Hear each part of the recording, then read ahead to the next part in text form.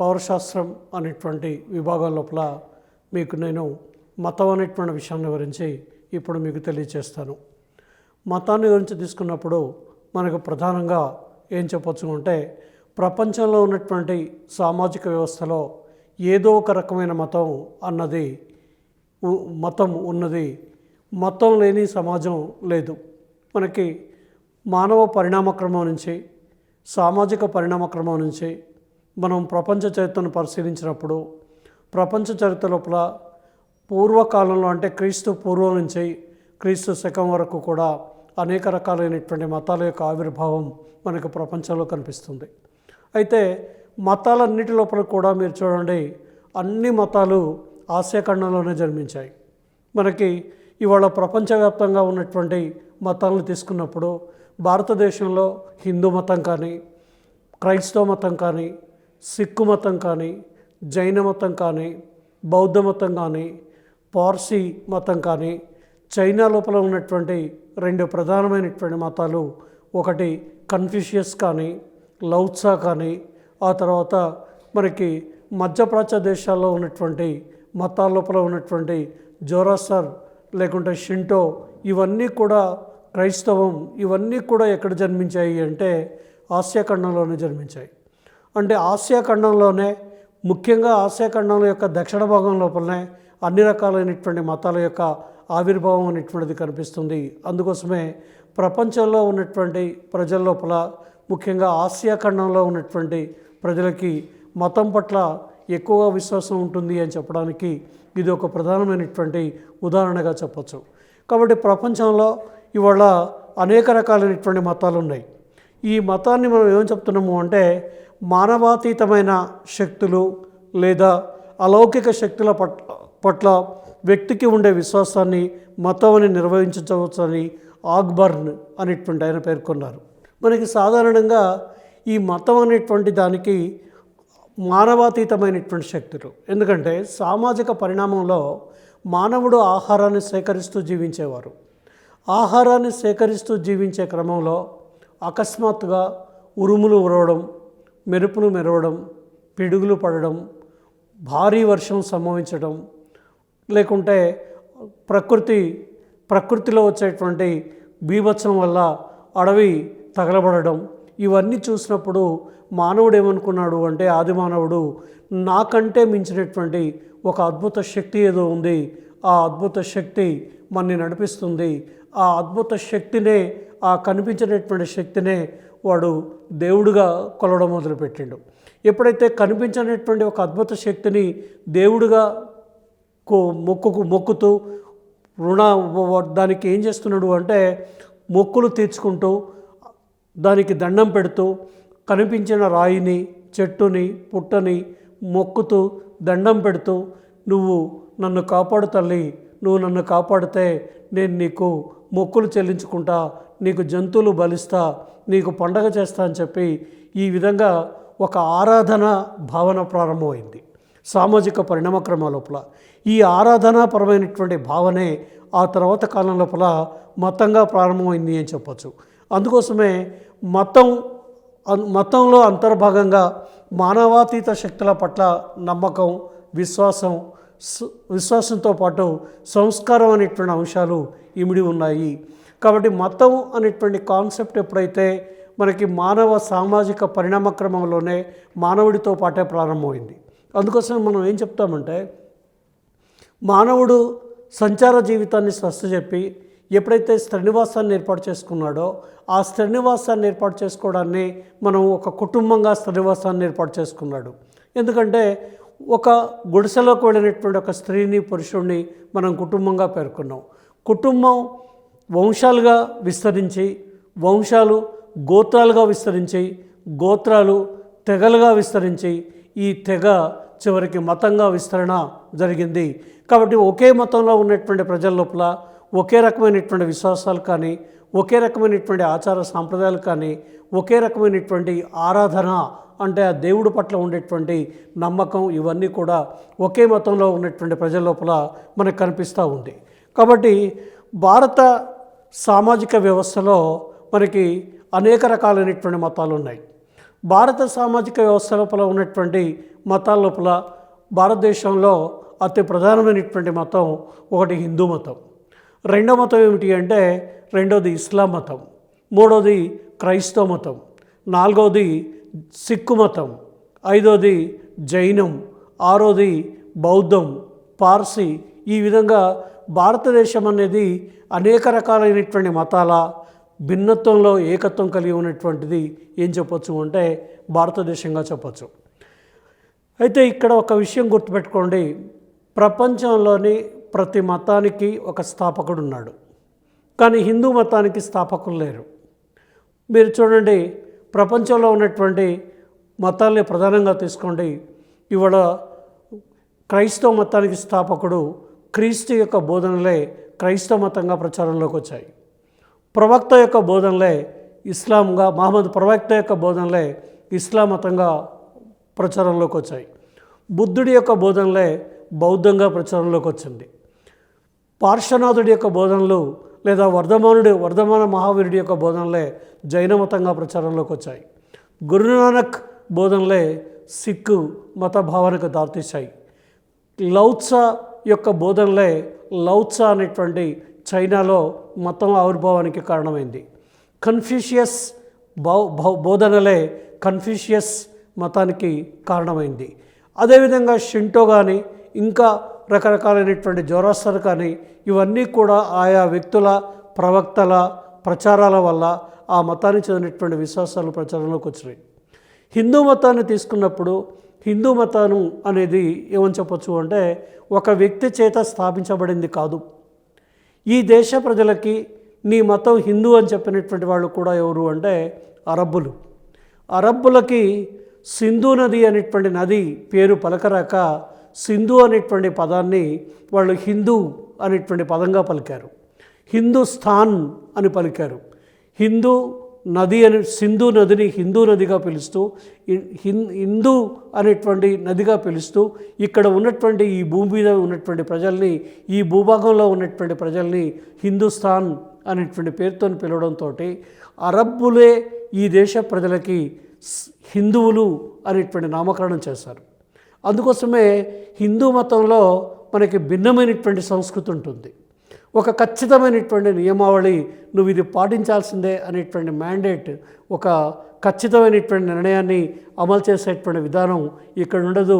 పూర్తి స్వేచ్ఛ, సమానత్వం, సౌభ్రాతృత్వం ఈ భావాలకు నిలవుగా కనిపించేటువంటి మతంగా మనం ఏ మతంగా చెప్తున్నాము అంటే హిందూ మతంగా చెప్తున్నాం. కాబట్టి ప్రతి మతానికి ఒక స్థాపకుడు ఉన్నాడు, కానీ హిందూ మతానికి మాత్రం ఒక స్థాపకుడు అనేటువంటి వ్యక్తి లేడు. కాబట్టి భారత సమాజంలో హిందూ మతానికి చెందిన వారు బహుసంఖ్యాక వర్గీయులు ఉన్నారు. ఈ దేశం యొక్క జనాభా లోపల సుమారు హిందువుల యొక్క జనాభా ఎంత ఉంటుంది అంటే 80% భారతదేశం లోపల హిందువుల యొక్క జనాభా ఉంటుంది. ఇక నివాస విషయానికి కనుక వచ్చినట్టయితే వ్యవస్థలో ఉన్నటువంటి కుల భావన మూలంగా పవిత్రత, శుచి, అశుచి, స్పృశ్యత, అస్పృశ్యత అనేటువంటి వ్యత్యాసాలు ఉండడం వలన మనకి గ్రామాలలో కానీ పట్టణాలలో కానీ ఒక ప్రత్యేక కుల సమూహాల ఆధారంగా ఆవాసాలు ఉంటాయి.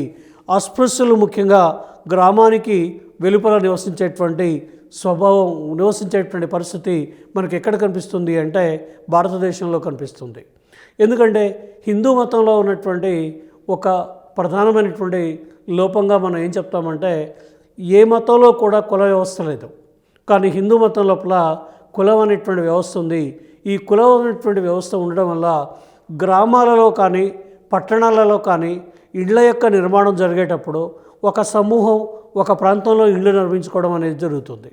ఒక సమూహం ఎప్పుడైతే ఇళ్ళు నిర్మించుకునేటువంటి పరిస్థితి ఎప్పుడైతే ఏర్పడిందో దీనివల్ల గ్రామం లోపల ఒక్కొక్క ఏరియా లోపల ఒక్కొక్క కులానికి చెందినటువంటి వాళ్ళు నివసించేటువంటి పరిస్థితి చాలా గ్రామాల్లో కనిపిస్తుంది. అయితే ఎప్పుడైతే ఆధునిక సామాజిక పరిణామంలో ఆధునికత అనేటువంటిది ఎప్పుడైతే చోటు చేసుకుంటుందో ఈ కులపరంగా గృహాల నిర్మాణం చేసుకునేటువంటి సంస్కృతి దాదాపు ఇప్పుడు లేదు. ఎందుకంటే పట్టణాల లోపల కానీ గ్రామీణ ప్రాంతాల లోపల కానీ ఇక్కడ కులాల పేరు మీదుగా కాకుండా ఏ ప్రాంతంలో నివాసం ఏర్పాటు చేసుకుంటే బాగుంటుంది అనేటువంటి ప్రాతిపదికనే ఇవాళ ఇళ్ల నిర్మాణం జరుగుతుంది తప్ప ఇవాళ కులం పేరుతోటి ఎక్కడ కూడా ఇళ్ల నిర్మాణం జరగడం లేదు అని చెప్పచ్చు. ఇక హిందూ మతానికి చెందినటువంటి పవిత్రమైనటువంటి గ్రంథాల విషయానికి గిరికి వచ్చినట్టయితే హిందూ మతంలో ఉన్నటువంటి పవిత్రమైనటువంటి గ్రంథాల లోపల ఒకటేమని చెప్పచ్చు అంటే భగవద్గీత ఓ పవిత్రమైనటువంటి గ్రంథం. అందుకోసమే మనకు శ్రీకృష్ణుడు అర్జునుడికి చేసినటువంటి జ్ఞానోపదేశాన్ని మనం భగవద్గీతగా ఆ గ్రంథాన్ని మనం ఇవాళ అధ్యయనం చేస్తూ ఉన్నాం. భగవద్గీత తర్వాత మనకి ఇంకొక ప్రధానమైనటువంటి 2 ఇతిహాసాలు ఉన్నాయి. ఆ ఇతిహాసాలు 2 ఏమిటి అంటే రామాయణం, మహాభారతం. ఈ రామాయణాన్ని మహాభారతాన్ని రెండింటికి కూడా ఇతిహాసాలుగా పేర్కొంటాం. ఇతిహాసం అంటే అర్థం ఏమిటి అంటే పూర్వ చరిత్రను తెలిపేటువంటి గ్రంథాలని మనం ఇతిహాసం అనేటువంటి పేరుతో పేర్కొంటాం. కాబట్టి రామాయణాన్ని వాల్మీకి రచించారు, మహాభారతాన్ని వేదవ్యాసుడు రచించారు. కాబట్టి హిందువుల యొక్క పవిత్రమైనటువంటి గ్రంథాలుగా భగవద్గీత తర్వాత ఉన్నటువంటి ఒకటి రామాయణాన్ని, 2 ఏమిటి అంటే మహాభారతాన్ని పేర్కొంటున్నాం. ఇంకొక ముఖ్యమైనటువంటి కాన్సెప్ట్ ఏమిటి అంటే హిందూ మతం లోపల వేదాలు ఉన్నాయి. 4 వేదాలు ఉన్నాయి. వేదం అంటే అర్థం ఏమిటి అంటే జ్ఞానం అనేటువంటి అర్థాన్ని ఇస్తుంది. వేదం అంటే జ్ఞానం అనేటువంటి అర్థం వస్తుంది. మనకి 4 వేదాలు ఉన్నాయి. వేదాలని మనం ఏమంటామంటే అపౌరుషేయాలు అంటాం. అంటే వీటిని కూడా వ్యాసుడే రచించిండు. శ్రీ విష్ణుమూర్తి వ్యాసుడికి ఈ వేదానికి చెందినటువంటి విషయాలు తెలియచేయడంతో ఆ వ్యాసుడే వీటిని రచించిండు అని చెప్పి మనకి పురాణాల ద్వారా తెలుస్తూ ఉంది. వేదాలలో అతి ప్రాచీనమైనటువంటి వేదం ఏమిటి అంటే ఋగ్వేదం. ఈ ఋగ్వేదం ఎంత ప్రాచీనమైందంటే ఇది పూజా విధానాన్ని కానీ పశుపాలన గురించి కానీ మనకి ఋగ్వేద కాలానికి చెందినటువంటి అనేక రకాలైనటువంటి విషయాల గురించి మనకు తెలియచేస్తుంది ఏమిటి అంటే ఋగ్వేదం అని చెప్పచ్చు. దీని తర్వాత ఉన్నటువంటి 2వ గ్రంథం ఏమిటి అంటే 2వ వేదం ఏమిటి అంటే యజుర్వేదం. యజుర్వేదం అనేది యజ్ఞయాగాదులకు క్రతువులకు సంబంధించినటువంటిది. అంటే యజ్ఞయాగాదులు ఎలా నిర్వహించాలి, క్రతువుల్ని ఎలా నిర్వహించాలి అనేటువంటి విషయాల గురించి మనకి యజుర్వేదం తెలియజేస్తూ ఉంది. ఇక దీని తర్వాత ఉన్నటువంటి 3వ వేదం ఏమిటి అంటే సామవేదం. సామవేదం దేనికి సంబంధించింది అంటే సంగీతానికి సంబంధించినటువంటిది సామవేదంగా చెప్పచ్చు. ఇక దీని తర్వాత ఉన్నటువంటి అతి ప్రధానమైనటువంటి వాటిలో ఒకటి అధర్వణ వేదం. అధర్వణ వేదం దేనికి సంబంధించింది అంటే మంత్రతంత్రాలకు సంబంధించింది అధర్వణ వేదం. అట్లాగే ప్రతి వేదంలో మనకి కొన్ని విభాగాలు ఉన్నాయి.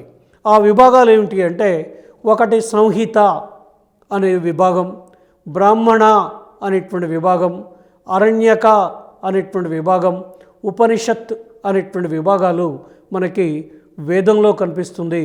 వేదం అంటే ఇక్కడ మనం చెప్పేటువంటి అంశం ఏమిటి అంటే మనకి జ్ఞానం అనేటువంటి అర్థం లోపల వేదాన్ని గురించి తెలియజేస్తూ ఉన్నాం. అట్లాగే వేదం లోపల మనకి ఋగ్వేదంలో పురుష సూక్తం ఏం చెప్తుంది అంటే వర్ణ వ్యవస్థల గురించి తెలియచేస్తుంది. పురుష సూక్తం లోపల మనకి ఏం కనిపిస్తుంది అంటే యజ్ఞం చేస్తూ ఉంటే ఆ యజ్ఞంలో నుంచి ఓ భయంకరమైనటువంటి ఆకారం జన్మించిందట. ఆ భయంకరమైనటువంటి ఆకారం తనను మెడ వరకు అంటే తల వరకు నరుక్కుంటే భూమి మీద పడినటువంటి ఆ తలలో నుంచి అంటే ఆ ముఖంలో నుంచి ఎవరు జన్మించిండ్రు అంటే బ్రాహ్మణుడు జన్మించిండని, తనని నడుముల వరకు నరుక్కోవడంతో ఆ భుజాల నుంచి క్షత్రియుడు జన్మించిండని, తొడల వరకు నడుక్కోవడంతో తొడల భాగంలో నుంచి వైశ్యులు జన్మించిరని, పాదాల్లో నుంచి శూద్రులు జన్మించిరని మనకి పురుష సూక్తం లోపల వర్ణ వ్యవస్థను గురించినటువంటి ప్రస్తావన కనిపిస్తుంది. అయితే ఈ వర్ణం అనేది ఎలా ఏర్పడుతుంది అంటే మనకి ఇంకొక సందర్భం లోపల మనువు ఏమని చెప్తారు అంటే గుణకర్మల చేత వర్ణం ఏర్పడుతుంది అని చెప్తాడు.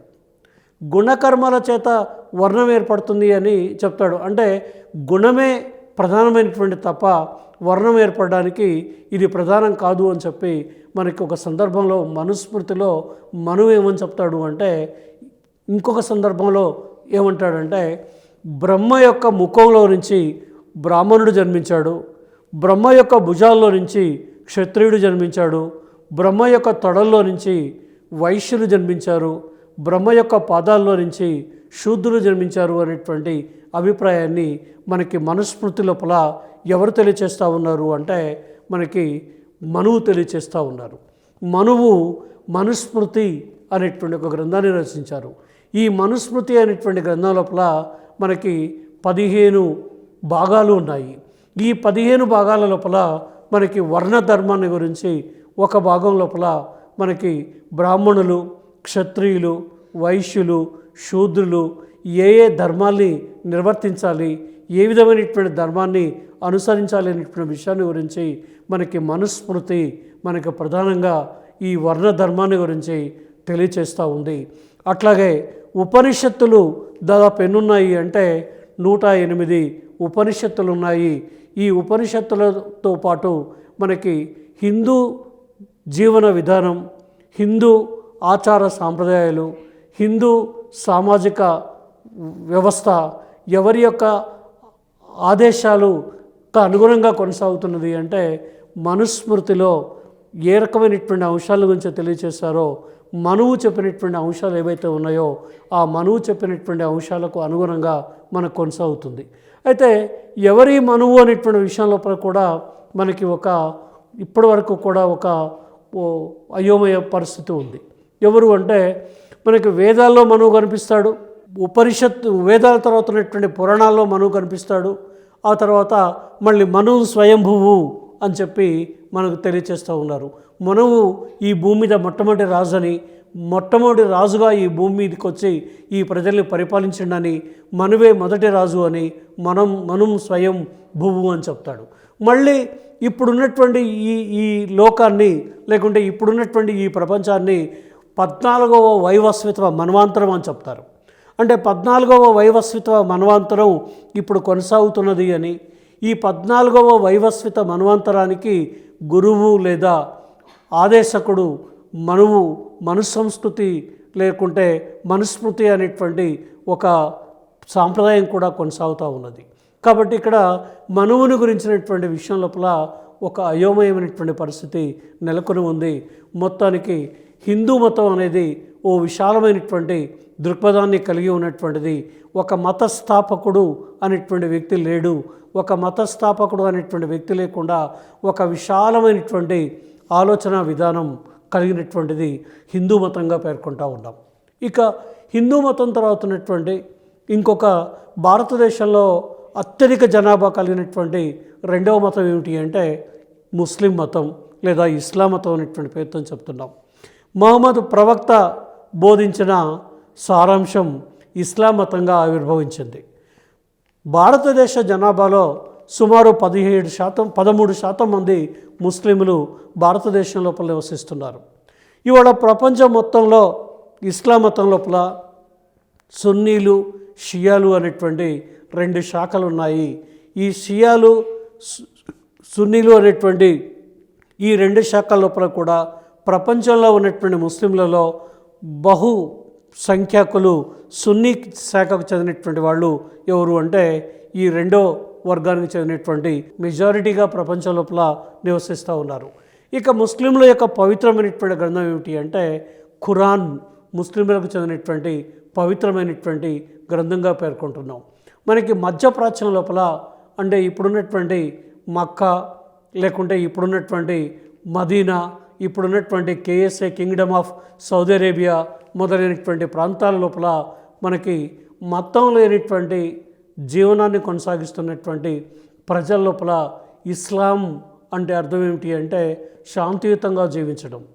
ఎవరితో శాంతియుతంగా అంటే భగవంతుడితో శాంతియుతంగా జీవించాలి అనేటువంటి పేరుతోటి ఇస్లాం మతాన్ని స్థాపించి మతం లేనిటువంటి అరేబియాకి చెందినటువంటి ప్రజలకు ఒక ఉన్నతమైనటువంటి శాంతియుతమైనటువంటి జీవితాన్ని గడపడానికి ఇస్లాం అనేటువంటి మతాన్ని స్థాపించి ప్రపంచం లోపల ఉన్నటువంటి అనేక మతాల్లో ఉన్నటువంటి మంచి మంచి అంశాలని స్వీకరించి ఒక ఉన్నతమైనటువంటి క్రమశిక్షణ, సెల్ఫ్ డిసిప్లిన్ కలిగినటువంటి ఒక మతాన్ని ఏర్పాటు చేయడంలో మహమ్మద్ ప్రవక్త దాదాపు విజయాన్ని సాధించారు. కాబట్టి ఆయన యొక్క బోధనలో నుంచి, ఆయన యొక్క అభిప్రాయాల్లో నుంచే ఈ ఇస్లాం మతం అనేది ఇవాళ ప్రపంచ లోపల ఉన్నటువంటి అన్ని దేశాల లోపల మనకి ప్రచారం జరుగుతూ ఉంది. ఇక ఇస్లాం తర్వాత ఉన్నటువంటి ఇంకొక ప్రధానమైనటువంటి మతం ఏమిటి అంటే క్రైస్తవ మతం. మనకి క్రీస్తు యొక్క బోధనలు క్రైస్తవ మతంగా ఆవిర్భవించాయి. అంటే క్రీస్తు యొక్క బోధనలే మనకి క్రైస్తవ మతం యొక్క పవిత్ర గ్రంథం ఏమిటి అంటే బైబిల్ బుద్ధుడు క్రైస్తవ మతానికి చెందినటువంటి బోధనలు బైబిల్లో కనిపిస్తాయి, క్రీస్తు యొక్క బోధనలు. కాబట్టి క్రీస్తు బోధనల నుంచే క్రైస్తవ మతం ఆవిర్భావం జరిగింది. మనకు తెలుసు, ప్రపంచంలో మనకి క్రీస్తు శకం అనేటువంటిది ప్రారంభమైంది కూడా 33 AD అని చెప్తాం. 33 AD అంటే అన్నా డొమిని అని చెప్తాం. అన్నా డొమిని అంటే అర్థం ఏమిటి అంటే భగవంతుని జన్మదినం అని చెప్తాం. యేసుక్రీస్తుని ఆనాటి రోమన్ సామ్రాజ్యంలోని పాలస్తీనా గవర్నర్ ఆయనకి శిక్ష విధించాడు.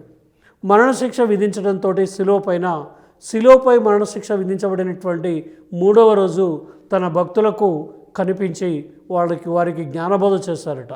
ఆ విధంగా జ్ఞానబోధ చేశారు మాకు క్రీస్తు అని వాళ్ళు ప్రకటించడంతో అప్పటి నుండి మనం క్రీస్తు శకాన్ని లెక్క పెడుతున్నాం.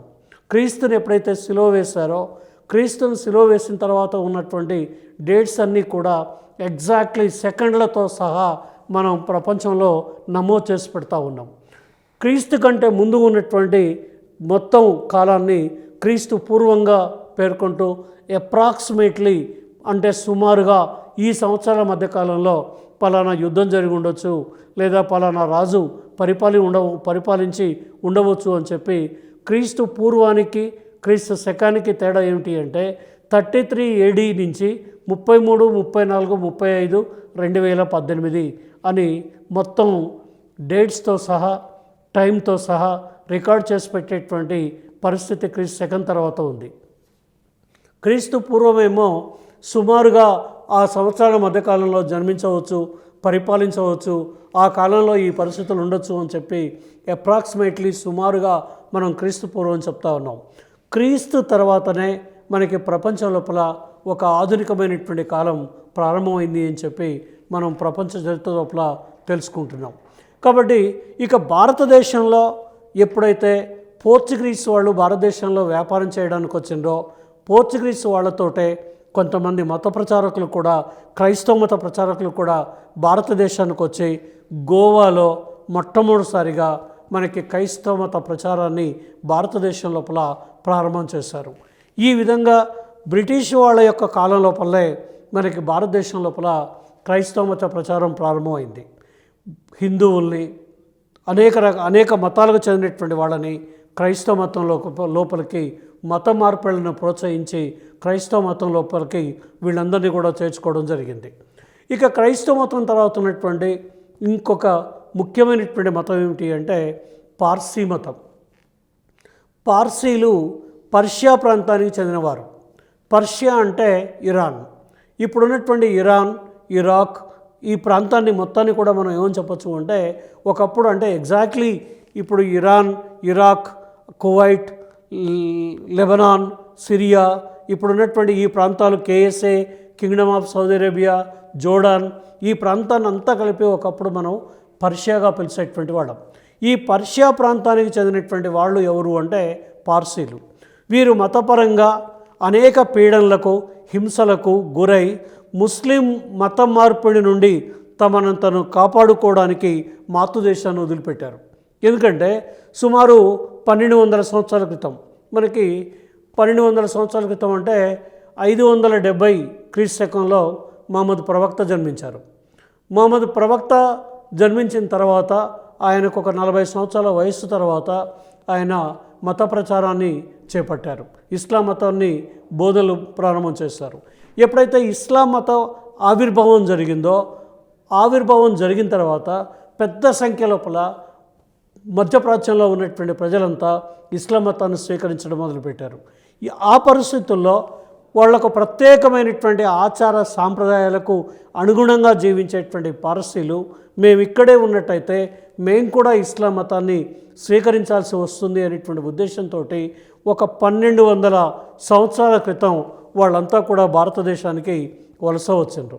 భారతదేశానికి వలస వచ్చి వీళ్ళు భారతదేశం లోపల నివాసాన్ని ఏర్పాటు చేసుకొని తమ ఉనికిని అప్పటి నుండి ఇప్పటి వరకు కొనసాగించుకుంటూ ఉన్నటువంటి వాళ్ళు పార్సీలు. వాళ్ళు పర్షియా లోపల వాళ్ళు నివసించేటటువంటి ప్రాంతం పేరు ఏమిటి అంటే పార్స్ అనేటువంటి ప్రాంతం. పార్స్ అనేటువంటి ప్రాంతం లోపల వాళ్ళు నివసించారు కాబట్టి ఆ పార్స్ అనేటువంటి ప్రాంతాన్ని ఆధారంగా చేసుకొని వాళ్ళకు పార్సీలు అనేటువంటి పేరు రావడం జరిగింది. వాళ్ళకు సంబంధించినటువంటి పదం వాళ్ళ యొక్క జాతికి పర్యాయ పదంగా తయారైంది. పార్సీలకు చెందినటువంటి ప్రవక్త ఎవరు అంటే జొరాస్ట్రియన్ వాళ్ళ యొక్క ప్రవక్త.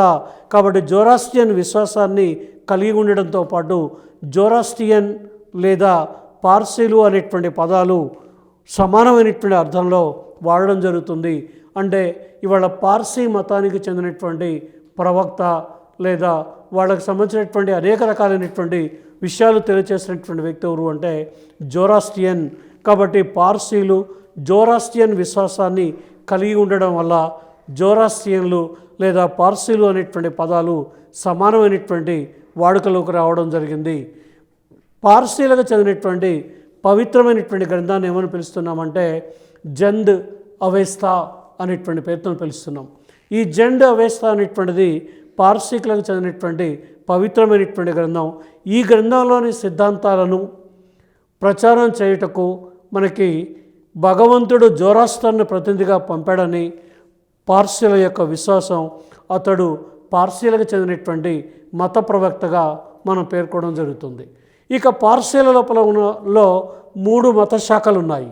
వాటిల్లో ఒకటి షహిస్ సా అనేటువంటిది ఒకటి, కాడ్మిస్ అనేది ఒకటి, ఫ్లూస్లిస్ అనేటువంటి ఈ 3 రకాలైనటువంటి శాఖలు మనకు ఎవరిలో కనిపిస్తాయి అంటే ఈ పార్సీ మతం లోపల కనిపించేటువంటి అతి ముఖ్యమైనటువంటి శాఖలుగా చెప్పచ్చు. ఇక మనకి హిందూ మతం, క్రైస్తవ మతం, ఇస్లాం మతం, పార్సీ మతం తర్వాత ఉన్నటువంటి మతాల లోపల ఒక ప్రధానమైనటువంటి మతం భారతదేశంలో మాత్రమే కాదు, ఆసియాలో ఉన్నటువంటి చాలా దేశాల్లో, అంటే భారతదేశం మన పక్కనే ఉన్నటువంటి శ్రీలంక, ఆ తర్వాత ఉన్నటువంటి చైనా, నేపాల్, టిబెట్, ఆ తర్వాత ఉన్నటువంటి చైనాలో అంతర్భాగం, ఆ తర్వాత ఉన్నటువంటి జపాన్, ఈ దేశాల్లో కనుక వెళ్ళినట్టయితే క్రైస్తవ మతం అనేది, బౌద్ధ మతం అనేది ఓ ప్రధానమైనటువంటి మతంగా కనిపిస్తుంది. అయితే ఈ బౌద్ధ మతానికి చెందినటువంటి స్థాపకుడు ఎవరు అంటే గౌతమ బుద్ధుడు అని తెలుసు మనకి. ఇతని యొక్క తండ్రి పేరు ఏమిటి అంటే శుద్ధోధనుడు, ఇతని యొక్క తల్లి పేరు మాయాదేవి. కాబట్టి సిద్ధార్థుడికి అంటే గౌతమ బుద్ధుడి యొక్క అసలు పేరు సిద్ధార్థుడు. అతను పుట్టిన 5వ రోజు అతనికి సిద్ధార్థుడు అనేటువంటి పేరు పెట్టారు. అతను శాక్య వంశానికి చెందినటువంటి వ్యక్తి. మీరు చూడండి, క్రీస్తు పూర్వం 6వ శతాబ్దానికి ప్రపంచ చరిత్ర లోపల ఒక విశిష్టమైనటువంటి స్థానం ఉంది. క్రీస్తు పూర్వం 6వ శతాబ్దానికి చెందినటువంటి వ్యక్తే మనకి బుద్ధుడు కానీ, లేదా వర్ధమాన మహావీరుడు కానీ, లేదా కన్ఫ్యూషియస్ కానీ, లౌత్సా కానీ, షింటో కానీ, జొరాస్టర్ కానీ, లేదా ఇంకా అనేక మంది ప్రపంచ లోపల ఉన్నటువంటి మత ప్రవక్తలు అంతా కూడా ఏ కాలానికి చెందినటువంటి వ్యక్తులు అంటే క్రీస్తు పూర్వం 6వ శతాబ్దానికి చెందినటువంటి వ్యక్తులు. క్రీస్తు పూర్వం 6వ శతాబ్దం లోపల మనకి ప్రపంచవ్యాప్తంగా అనేక రకాలైనటువంటి మార్పులు మనకి సామాజిక జీవనంలో చోటు చేసుకోవడానికి ఈ మత ప్రవక్తలే ప్రధానమైనటువంటి కారణంగా చెప్పచ్చు. ఇక భారతదేశానికి వస్తే మనకి ప్రధానంగా క్రీస్తు పూర్వం 6వ శతాబ్దంలో మనకి విపరీతంగా జంతుబలులు జరిగేవి. జంతుబలులతో పాటు బ్రాహ్మణ ఆధిక్యత ఉండేది.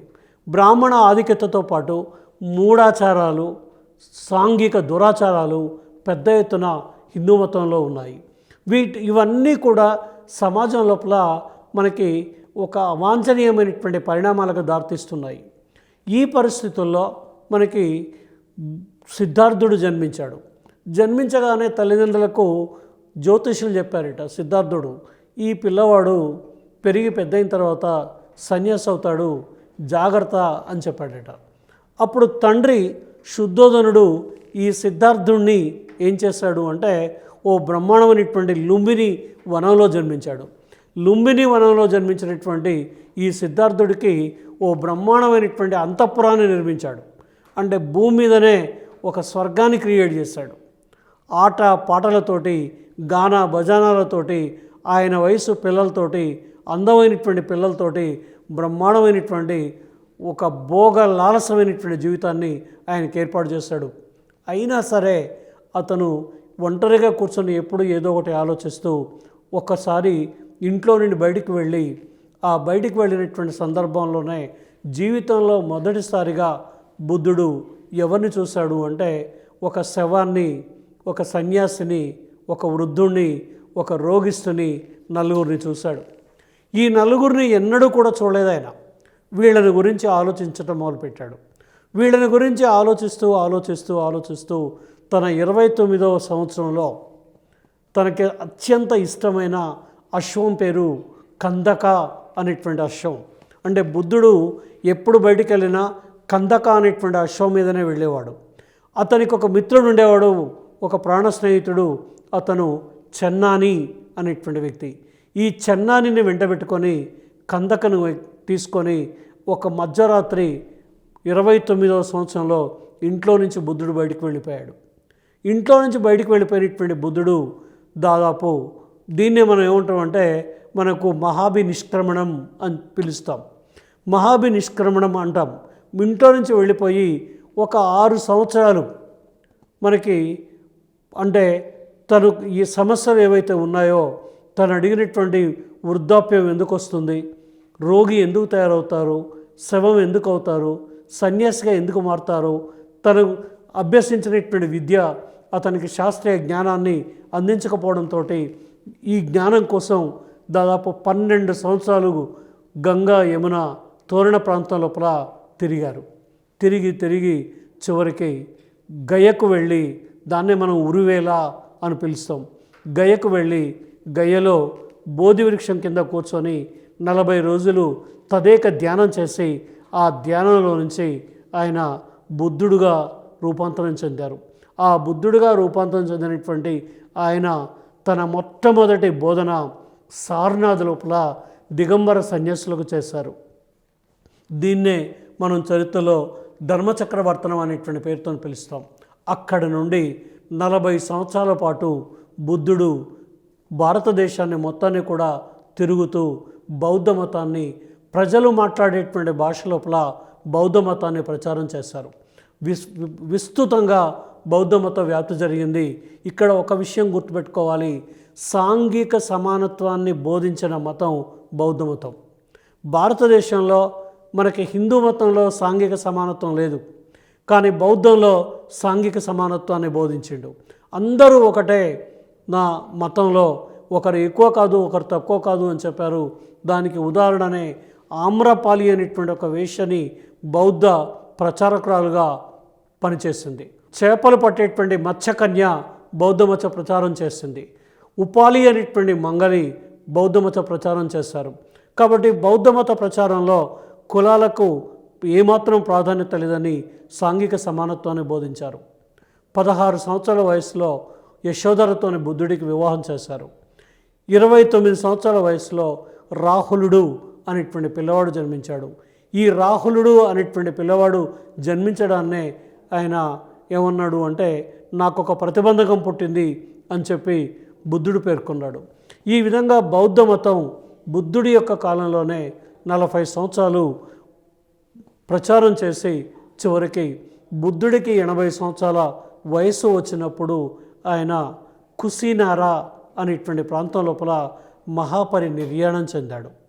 కాబట్టి బుద్ధుడు జన్మించిన లుంబిని వనం, జ్ఞానోదయం పొందిన, సంబోధిని పొందిన బుద్ధగయ లేదా బుద్ధుడు సారనాథ్, బుద్ధుడు మొట్టమొదటిసారిగా తన యొక్క జ్ఞానబోధ చేసినటువంటి సారనాథ్, ఆ తర్వాత కుసినారా బౌద్ధ మతస్థులకి పుణ్య ప్రదేశాలు లేదా చాలా పవిత్రమైనటువంటి ప్రదేశాలుగా చెప్పచ్చు. అట్లాగే ఇంకొక విశిష్టమైనటువంటి విషయం ఏమిటి అంటే బుద్ధుడికి సంబంధించినటువంటి జీవిత విశేషాల లోపల ఒక విశిష్టమైనటువంటి అంశం, బుద్ధుడు జన్మించింది, బుద్ధుడు మరణించింది లేదా మహాపరినిర్యాణం చెందింది వైశాఖ శుద్ధ పౌర్ణమి రోజు. ఆయన ఏ రోజునైతే జన్మించారో అదే రోజునే మహాపరినిర్యాణం చెందారు. మనకు తెలుసు భారత రాజ్యాంగ నిర్మాత అంబేద్కర్ కూడా మనకి ఈ రోజునే అంటే బుద్ధుడు ఏ రోజునైతే జన్మించాడో శుద్ధ పౌర్ణమి రోజు ఏ రోజు జన్మించాడో అంబేద్కర్ కూడా అదే రోజు జన్మించాడు.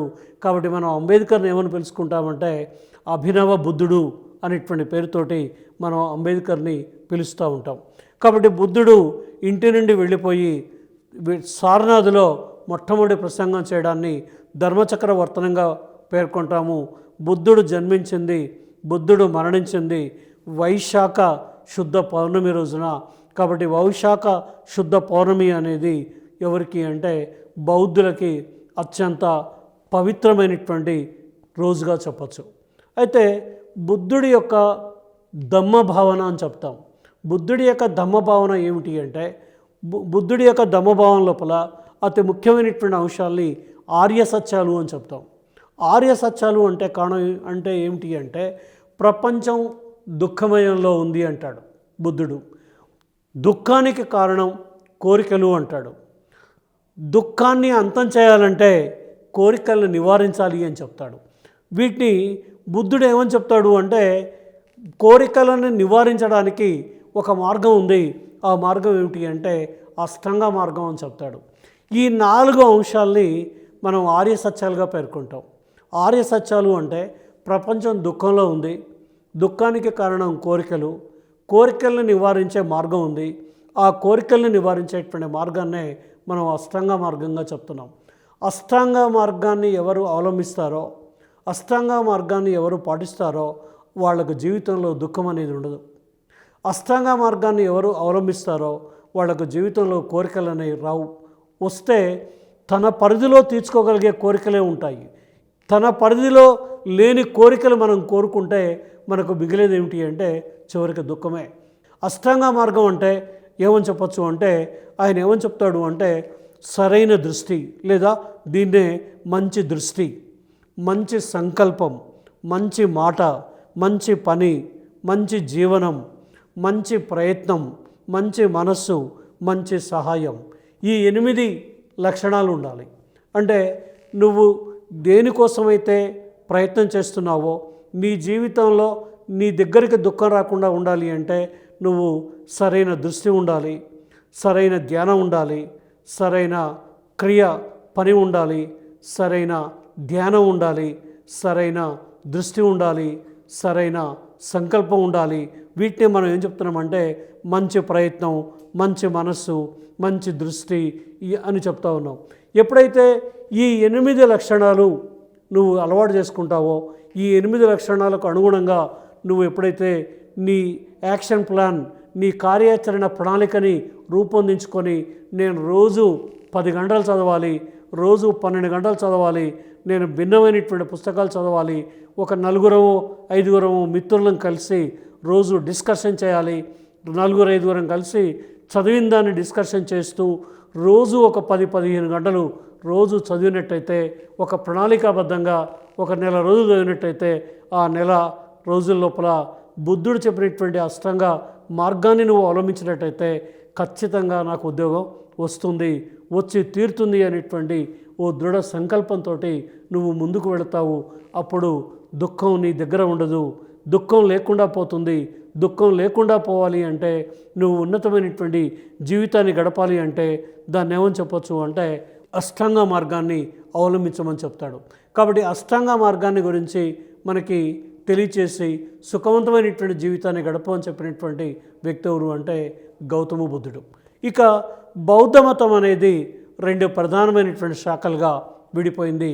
ఒకటి మహాయాన బౌద్ధం, 2 హీనయాన బౌద్ధం, బుద్ధుడే దేవుడు అని, బుద్ధుడినే దేవుడుగా చేసుకొని కొలిచేటువంటి దాన్ని మనం మహాయాన బౌద్ధ మతంగా పేర్కొనడం జరుగుతుంది. అట్లాగే బౌద్ధ మతానికి చెందినటువంటి సంగీతులు కూడా జరిగాయి. అంటే బౌద్ధ మతస్థుల యొక్క మహాసభ. ఎంత పెద్ద మహాసభ అంటే బౌద్ధ సన్యాసులంతా కూర్చొని బౌద్ధ మతానికి చెందినటువంటి గ్రంథాలని క్రోడీకరించడం కానీ, బౌద్ధ మతానికి చెందినటువంటి నియమాల్ని రూపొందించడం కానీ ఇవన్నీ కూడా నిర్వహించింది ఎక్కడ అంటే బౌద్ధ సంగీతుల లోపల వీటన్నిటిని కూడా నిర్వహించడం జరిగింది. కాబట్టి మొత్తం 4 బౌద్ధ సంగీతాలు నిర్వహించారు. మొదటి బౌద్ధ సంగీతి అజాతశత్రువు యొక్క కాలంలో రాజగృహంలో జరిగింది. ఈ సంగీతిలోనే మనకి బౌద్ధ మత గ్రంథాలని క్రోడీకరించడం జరిగింది.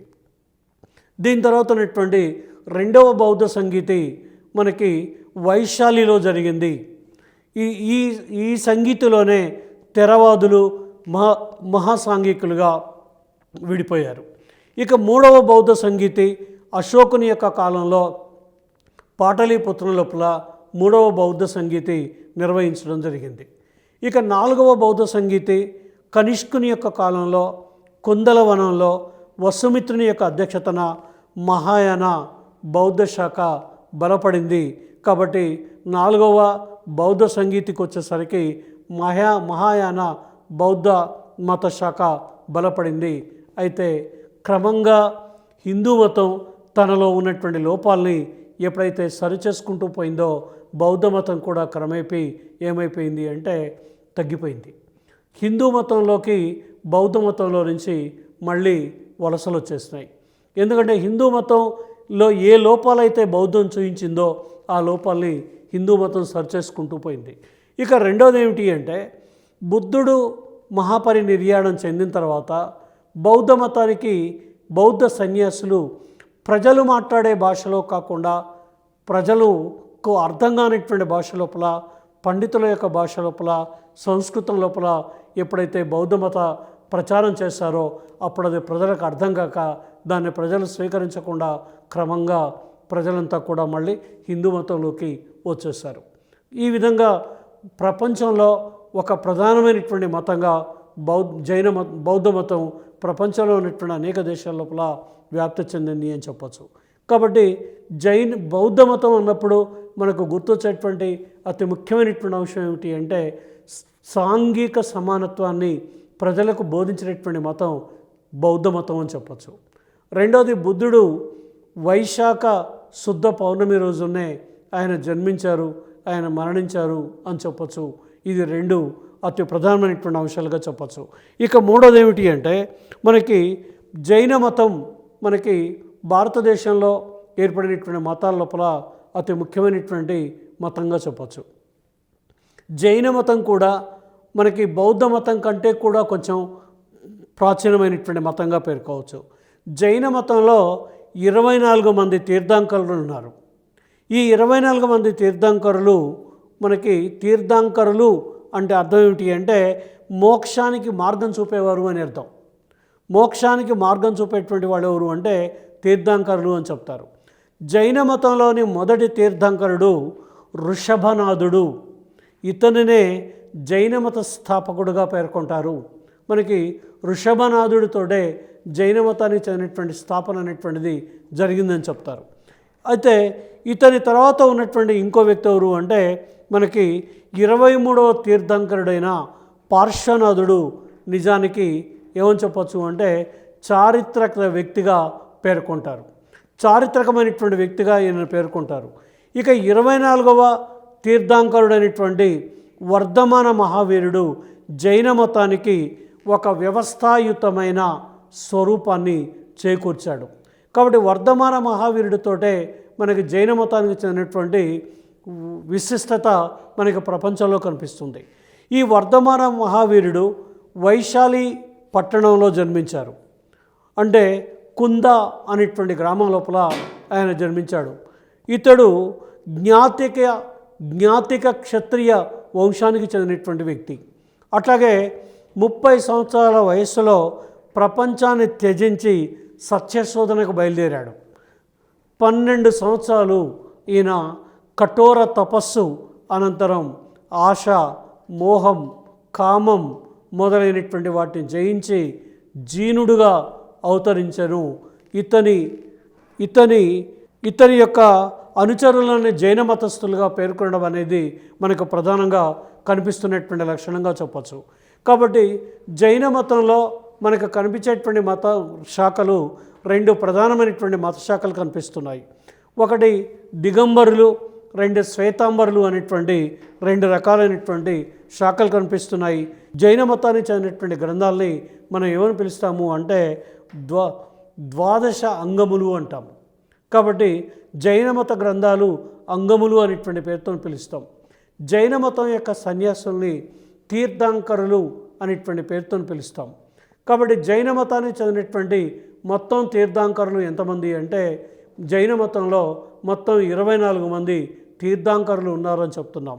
జైన మతానికి చెందినటువంటి స్థాపకుడుగా మనం ఎవరిని పేర్కొంటాము అంటే వృషభనాథుడిని జైన మతానికి చెందినటువంటి స్థాపకుడిగా పేర్కొంటాం. అందరికంటే గొప్పవాడు ఎవరు అంటే వర్ధమాన మహావీరుణ్ణి మనం జైన మతానికి చెందినటువంటి వాళ్ళ లోపల గొప్పవాడిగా పేర్కొంటాం. జైన మతానికి చెందినటువంటి ఒక ముఖ్యమైనటువంటి వ్రతం ఏమిటి అంటే సల్లేఖన వ్రతం అనేది జైన మతస్థులు ఆచరించేటువంటి ఒక ప్రధానమైనటువంటి వ్రతంగా చెప్తారు. సల్లేఖన వ్రతం అంటే అర్థం ఏమిటి అంటే వివాహం అయిన తర్వాత కొడుకు బిడ్డలు అందరూ వివాహాలు చేసిన తర్వాత కొడుకు బిడ్డలు అందరూ కూడా వాళ్ళంతా సెటిల్ అయిన తర్వాత ఎవరి జీవితాన్ని వాళ్ళు సంతోషంగా గడుపుతున్నటువంటి సమయంలో వృద్ధాప్యం వచ్చిన తర్వాత ఇక మోక్షప్రాప్తి లభించడానికి ఏం చేయాలి అంటే ఆహారం తీసుకోకుండా రోజు ఉపవాసం ఉంటూ ఒక గ్లాస్ పాలు తాగుతూ ఒక అరటిపండు తింటూ సల్లేఖన వ్రతాన్ని ఆచరించాలి. ధ్యానం చేస్తూ కూర్చోవాలి. ధ్యానం చేస్తూ కూర్చుంటే ఆ విధంగా ఒక్క గ్లాస్ పాలతోటి ఆహారం తీసుకోకుండా ఎప్పుడైతే ధ్యానం చేస్తూ చేస్తూ చేస్తూ ఓ 50 రోజులకో 55 రోజులకో 70 రోజులకో వాళ్ళు మృతి చెందుతారు. ఆ విధంగా మృతి చెందేటువంటి వ్రతాన్ని జైనం సల్లేఖన వ్రతంగా చెప్తుంది. ఎందుకంటే అన్ని కోరికలు తీరిన తర్వాత ఇంట్లో ఉన్నటువంటి కుటుంబ సభ్యులకు భారంగా ఉండే బదులు ఇలాంటి వ్రతాన్ని ఆచరించి ఈ లోకం నుంచి వెళ్ళిపోవాలి అనేటువంటి ఒక వ్రతాన్ని సల్లేఖన వ్రతాన్ని జైన మతం తెలియజేస్తుంది. ఇంకా జైనం ఏం చెప్తుంది అంటే చేతన అచేతన వస్తువులన్నిటిలో జీవం ఉందని, కాబట్టి ఏ జీవిని కూడా హింసించకూడదని, అన్ని జీవుల్ని రక్షించాలని ఒక సూత్రాన్ని ప్రచారం చేసేటువంటిది ఏమిటి అంటే జైన మతం.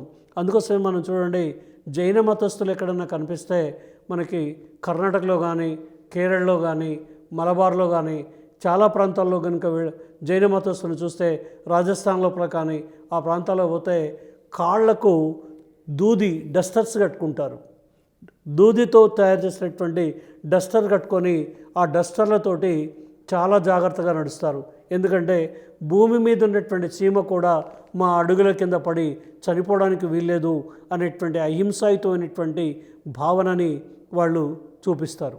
ఇక జైన మతానికి చెందినటువంటి ఆచారం చాలా కఠినమైనటువంటి ఆచార సాంప్రదాయాలు జైన మతంలో ఉండడం వల్ల చాలా కాలం తర్వాత అంటే సామాజిక పరిణామం లోపల జైన మతాన్ని స్వీకరించే వాళ్ళ యొక్క సంఖ్య బాగా గణనీయంగా తగ్గిపోయింది.